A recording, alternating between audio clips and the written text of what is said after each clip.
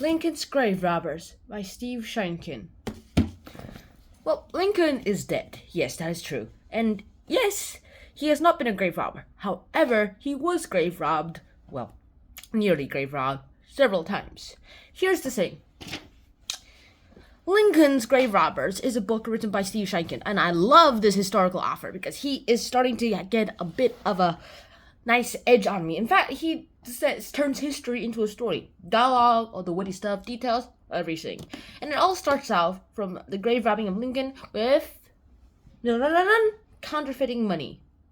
Now, by counterfeiting, I mean actual money. And these counterfeits are really good. Especially, and the best man was this guy named Boyd. He's all like, okay, you know what? I'm gonna make this counterfeiting and nice.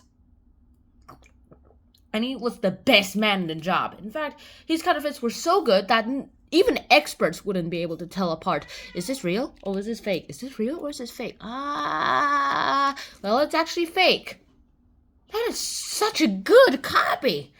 And then they're all like, okay, we need to catch Boyd in the act. What are we going to do? Let's ask his old teacher. And then they go ahead, get his old teacher who's running a lot out of money. And it's all like, all right, you know what? I want you to go to your old student and then tell us information about him and tell us when he'll be working on the next set of metal plates. And he's all like, okay, I need money after all. That happens, and they're all like, all right, what now? Okay, wait. All right, he's doing it now. And they're all like, okay, we gotta attempt it. So they sneak up to his house, and then suddenly some random strangers come out, and they're like, hey, is that where blah, blah, blah, blah, blah, blah, it lives? And then that happens, and then they run away, and they're like, and the Secret Service people, apparently this is the Secret Service. Now, the Secret Service were basically created to counteract counterfeiters. Now, you might think that there are black men who are protecting the president. Well, apparently the Congress didn't think Secret Service were useful for that. Abraham Lincoln was assassinated in 18-something, and then Garfield was assassinated, and then other presidents got assassinated, and it's just the third assassination that Congress are like, maybe we should protect the president. And yeah, ever since then, no more assassinations. Well, not as frequent, that is. And then they realize, oh no! It's an alert signal, and they run into the house. They accidentally crash into his wife, who tries to hit him down, but they shove her away. And then they ran into the teacher, who's trying to run out, and then they bonk, they fall to the ground. They went up, tried to walk into each other, accidentally several more times, and they're like, okay, you know what, shove. And then they move, and then the Secret Service run, and then Boyd himself comes. He's like, who the hell are you? And then they're all like, move over. I know you're engraving. He's like, what is it, private property? What right? Do you have a warrant? We do not need a warrant. What? And then they go ahead and they go bust in, and they're all like, found it. And they go ahead, they find more copies of really good engravings on iron. And then they're all like, okay, evidence everywhere. Click. Take. Oh, and real money that he stole. Shoop. And then Boyd is all like, I know there are two ways I can get out of this. But the first and easier way is bribery. The second way is a little of an old option. But let's just go ahead with the first way first. So, he tests this out first. What are you going to do with all that money? I'm going to put it all in the bank. Are you sure? Yeah.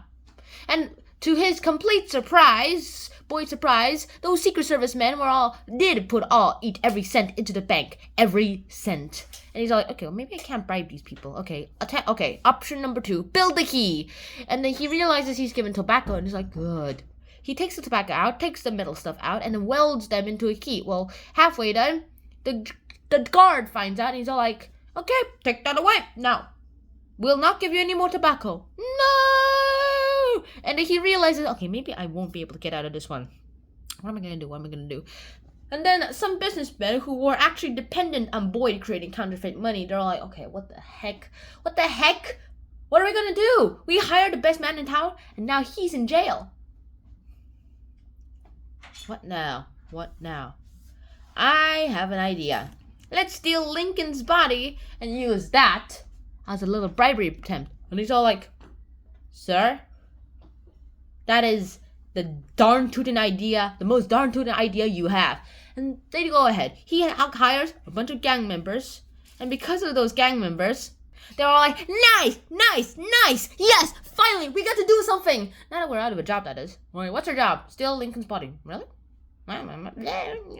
You see, they go ahead and they ask the tour guide a lot of questions, and they were not suspicious at all because other tourists were asking the questions because they all felt honored towards the president, and they're all like, yeah, well, whatever, yeah, I mean, sure, but yeah, and he answered all the questions, and he's like, there's no night guard, and they're all, click, nice, we don't even need to build a tunnel, and they go ahead. And thinking this is the easiest bribery ever. And then they decide, hey, let's just do it on July 4th because it's the 100th birthday of the United States of America. And it's also when everyone is away from the grave. Ha ha! Take that! And they're all like, okay, we have 3 weeks to kill. What should we do? Drink beer and party hard! They drink beer, and one of them's like, very, very drunk. And he's all like, alright, yeah, you know what I'm gonna do on July 4th? I'm gonna go steal Lincoln's body. And everyone hushes, and they're like, is that true? Yeah, it's true, all right. How are you going to do it? And he explains the whole plan. And then the police is notified. And then he realizes, wait, what did I just do? What the heck? And they run away. Whee! And afterwards, well,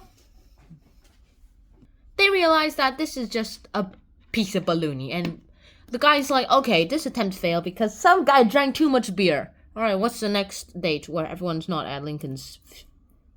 The election day? Oh, election day. When's that? In a few months?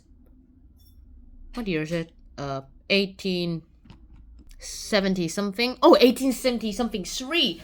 Nice. Let's go ahead. It's 1873. Nice. 1874 election day. Here we come. And he makes all the preparations. And they're all like, all right, what are we going to do? What are we going to do? What are we going to do? Do they bust in? And they fail. Again. President Lincoln is safe. They're captured. And then the rest of them, well, they rot in jail. Either that or they're just released and go back immediately crime and they're sent to jail again. And again, and again, and again. And that's it. So I really hope you guys enjoyed this episode of Hunter and Sean. I hope to see you guys soon. And until next time, Sean out. Review! Bam!